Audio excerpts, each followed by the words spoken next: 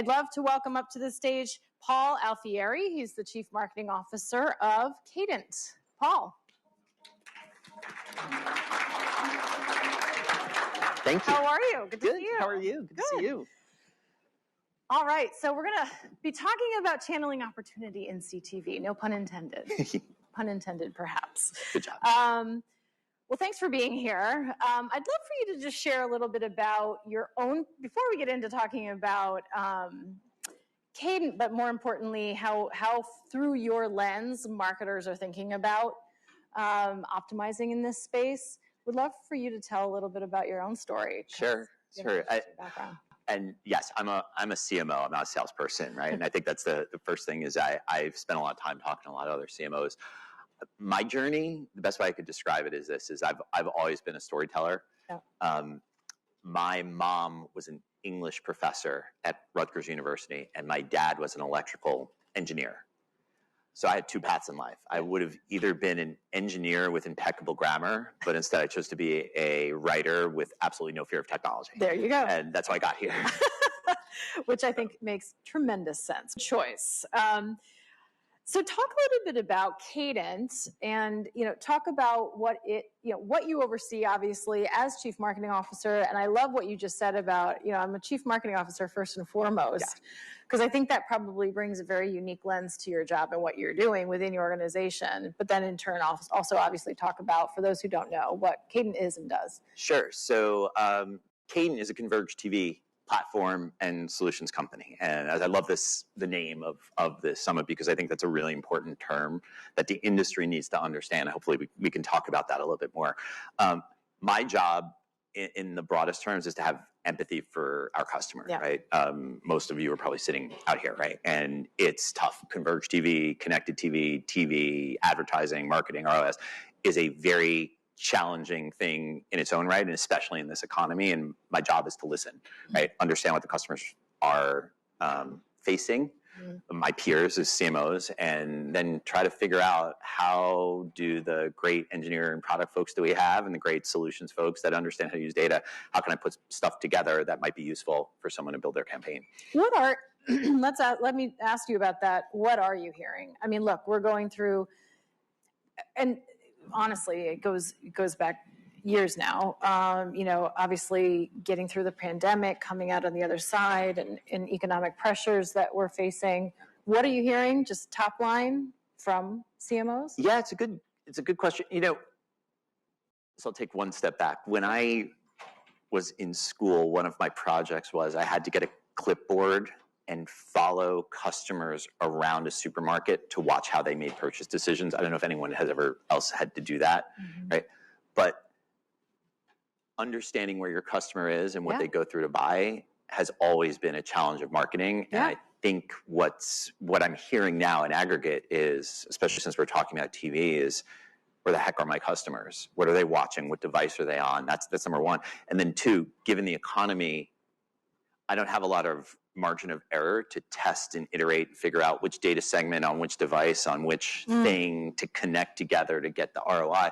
So how can I make a shortcut? What are some best practices? What are some some things that I can do in my own team, in my own shop, that actually accelerate a bit of success, right? Knowing that there's always test and iterate and test and learn. How do I do that quicker? Yeah. Right? How do I do that quicker with my CFO and my CEO breathing down my neck going, you don't have as much time or money, and I really need to close this account this quarter, right? And that's in aggregate, but I think it comes back to where does my customer live, which is always a fundamental question for any marketing, right? Where is the customer? Where are they? That's a challenge of Converged TV. Yeah. Where are they and why are they there? And can I be useful for them when they're there at that moment? Yeah.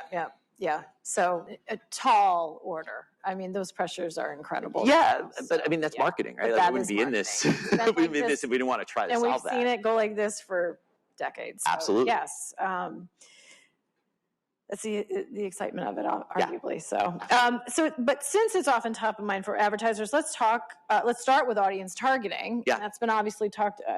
For those of you who are, just in my conversations alone with L'Oreal and Farmer's Dog and Wisp, I mean, you can't, I mean, that is so core, obviously. Data is a key component of TV advertising, but reaching the right audience remains complex in the actively converging TV ecosystem. Why is that? Why is that? Because converging doesn't mean homogenization, right? It's never mean that in marketing. Converging means commingling lots of different types of data, lots of different types of advertising supply, together with lots of different types of consumer intent, right? Consumer devices, consumer choices, right? The worst thing you can do as a marketer is to distill your customer down to they're just an RTB connection, or they're just this one data segment, right? Like, you have to understand, I have a 12-year-old, right? And he jumps from network TV to Hulu to YouTube in a second. And if you distill him down to a data or a connection or whatever it is, you miss the point of what he's trying to do.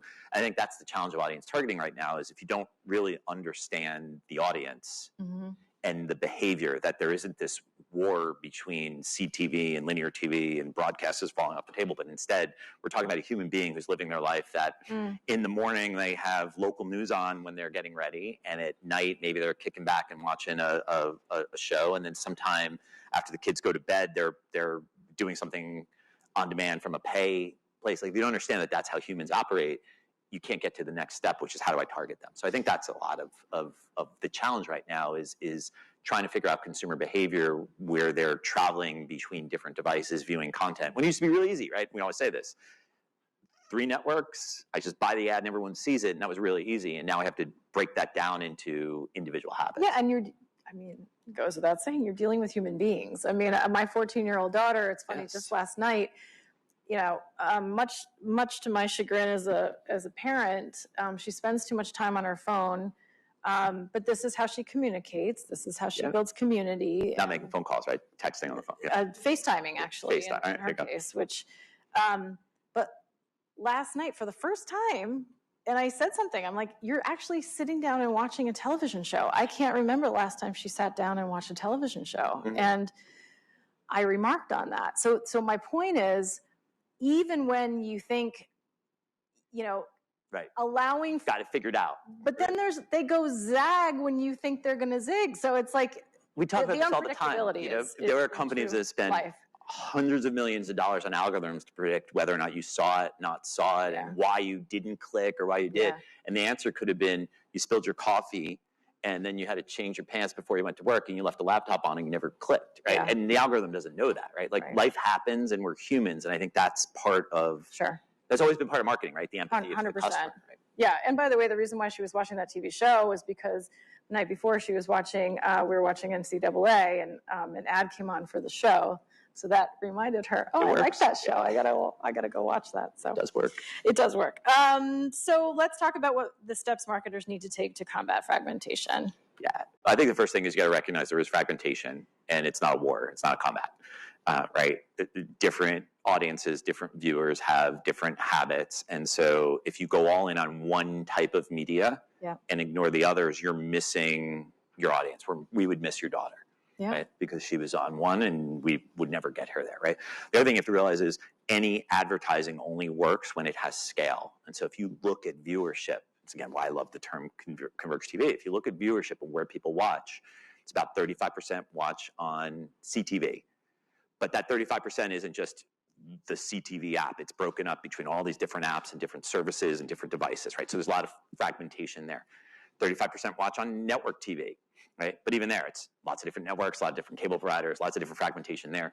And then the other 20% are generally local or other, which is gaming or something else. So there's a lot of fragmentation there as well. So how do you combat fragmentation is first understand that you're going to have to deal with it, right? And don't just go all in on one, but really think about a converged TV strategy. The second thing is every marketer knows this, you got to start with audience first, right? And the challenge becomes in this environment is how do you define a single audience and then use it across all that fragmentation, all those different areas, because it's really hard and really different.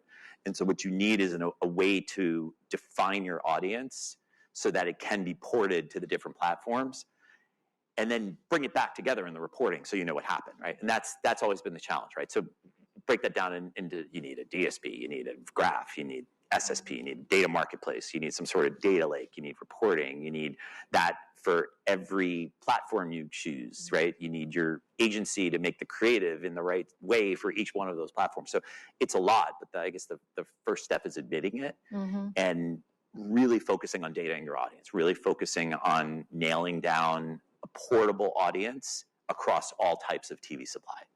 So this is a conversation that we could do offline and take into a much longer place. But from your perspective, I'm curious, what's your best top line suggestions as far as how marketers should think about organizing internally to best meet that goal? So one of the main first use cases of Cadent is our viewer graph, our device graph. And it's a little unique. It's not in that it doesn't involve cookies, and it involves actually mapping households to IP addresses, right? And the result of that is that we can paint a picture of a house and then see all the devices that go in and out of the house. But the first use case that we see in that is a marketer taking their CRM file, their best customer relationships, and trying to figure out then, okay, where do my customers who I know, these folks buy toothpaste from me, what devices do they watch on? What services might they have?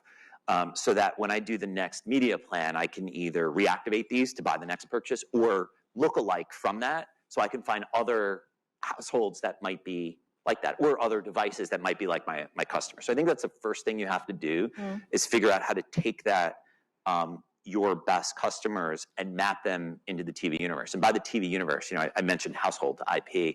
Why is that important? Well, IP is CTV targeting, right? That's how we target device. Households, how linear and broadcast target.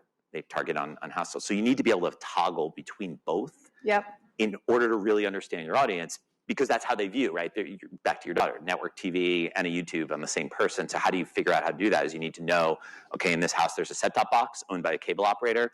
There's a Roku streaming stick that has the Peacock app on it. And then there's a mobile device that watches YouTube. And that could all be the same person, but you wouldn't know that. I guess, and I'm also thinking, though, from literally a talent standpoint, what skill sets does your team now need to have? What are the, organizational, what's the organizational design in the marketing organization? And sort of how do you create that silo busting so that you can deliver? That's what I love that question. Processes. I love that. So the fun part about my job is I get to talk to really great CMOs at really big companies with really big TV advertising budgets, right? So I can live vicariously through them and understand what they're doing. I mean, there's also the plight right now, but you get to see a lot of different shops being set up and see what kind of talent. The dynamics. The dynamic of what we're doing. So some top line trends that I've heard, or I can say I really see moving forward.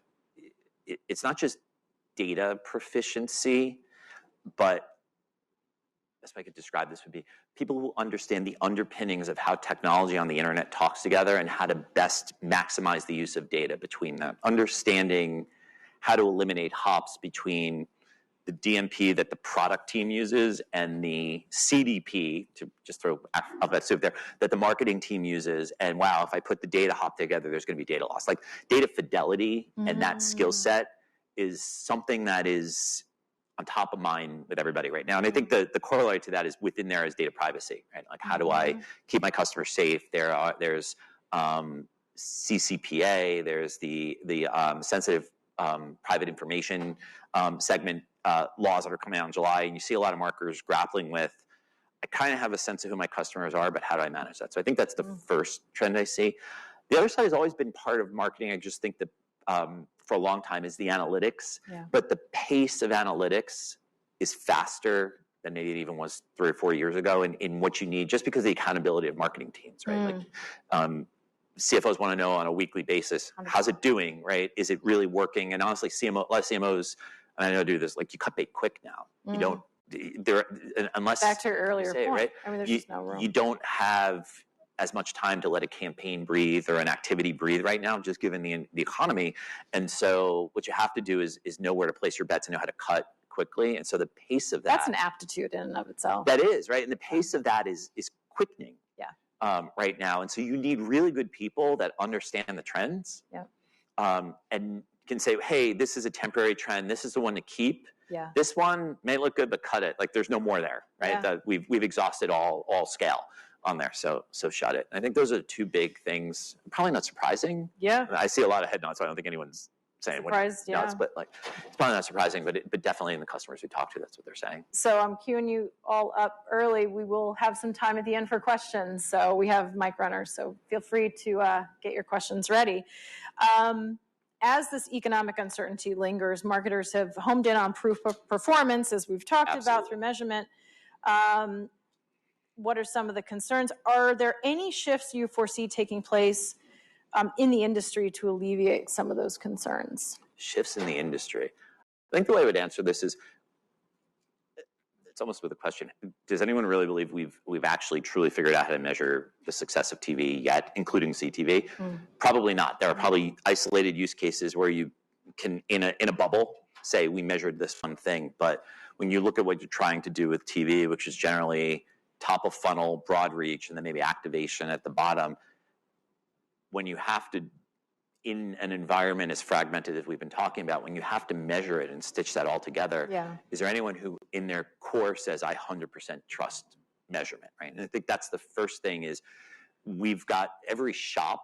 I don't think measurement is going to be solved by the industry. I think measurement is going to be solved by the CMO, who's going to say, this is how we measure, and this is what we want to measure. And because of that, we're creating consistency between how we plan all the way through to how we see ROI, same audience segment. This is our data stack, and technology companies like mine have to be flexible enough to provide the underpinnings so that this marketer can choose this path and another marketer can choose that path, and they're both right, right? And they both get what they need, right? What are some examples of just great success stories you've seen, or learning moments that you've seen some marketers have? Right. It's a good question. First, I always answer success is in the eye of the beholder, right? I think every marketer learns something from their campaigns. But things that have stood out to me are advertisers that have successfully, what we call fluidity, blended CTV and linear together to create a better story for those viewers, right? And so it sounds very easy. I'll buy a CTV campaign, I'll buy a linear campaign. But when you really think about it, how do you dedupe to make sure that there's not waste? Are you doing what we call like for like? Can you buy, I don't know, The Voice at 8 p.m. on NBC and realize some of that audience is watching on Peacock and Hulu and Sling? And can you put that audience back together and figure out what your real impressions are? I'm fortunate, again, the way our platform works, we have a lot of data-driven marketers that will lean into that. And so I think fluidity for me has been a success, that marketers are embracing the fragmentation rather saying, I'm just going to pick one side or another. They've stitched it together.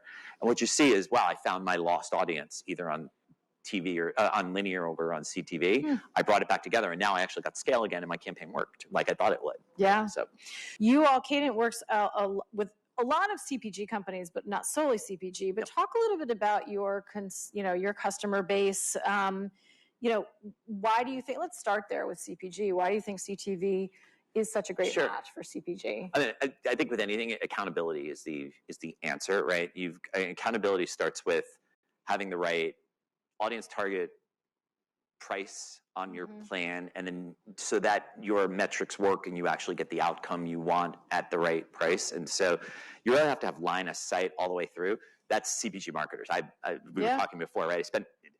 How'd you define them when you defined them as CPG as? I don't remember what I said. You said something very brilliant. But what? Can you call my wife? There it is.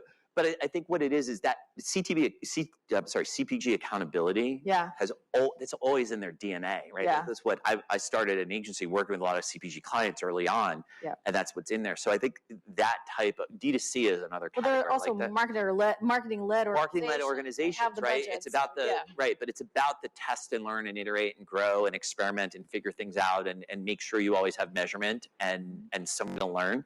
So they always have an answer. So I think those categories are the ones that that lean in a little bit to data are the ones that seem to have more success. Yeah.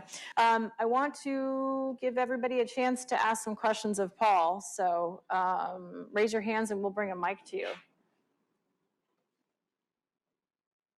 Any questions? Okay, well, you can continue to work on those. The industry is currently ensconced in trends like AI, social commerce, shoppable ads, more. What will you be keeping an eye on over the next 12 months? We kind of covered this a little bit. We were talking about this before, right? I think before you get to I'm a marketer and I love shiny new toys and AI and all it's really interesting. I think until we solve measurement, none of that even matters, right? How do I know that anything works? Why would I layer an AI on top of it? Why would I try to add a shoppable ad? Maybe, there's some line of sight directly to... Even when CEOs are saying, how'd you get what are we doing? What's our AI strategy? What are we doing in this area? Exactly. What are we doing with ChatGPT? Let's go back to consumers, right? Like Microsoft introduces Bing and this AI, and in 3 days, we've completely, taken Bing from this wholesome little curiosity to the seedy parts of the internet, right? Like you have to know your customers a little bit, and I think with any technology, you got to place it appropriately. I think, again, the accountability thread is going to be there. So whatever the next shiny object is, VR, AI, whatever, without an accountability, without a measurement, without a way to get your audience and identify it so you know whether or not what you did worked, maybe it's worth 2 or 3 or 5% of your budget at some point to test it out and learn and have presence there. But what is it going to do for your business, right? And if you can't answer that question, I don't know. So I sorry to be boring, but I think until we figure out how to measure consistently, it doesn't matter what else we're going to add into the equation. So 12 months from now, if we were to be having this conversation, what do you hope to have happen? What do you think realistically will happen? I would hope, and I do see this, I said a little bit before, that people in this room, people listening, the marketers realize that they have to take control of their own measurement destiny, that they need to define their audience and force or mandate their agencies and their tech partners to measure how they define their world. And if that happens, I think we're going to see a lot more accountability and a lot more productivity out of the TV ecosystem, because waiting for the suppliers to figure that out in a way where they're all going to work together, it's going to take more time than I think what all of us in this room have. Yep. Great. Last chance for any questions. Paul, thank you so much. Thank you. Thanks for being here. Please join me in thanking Paul.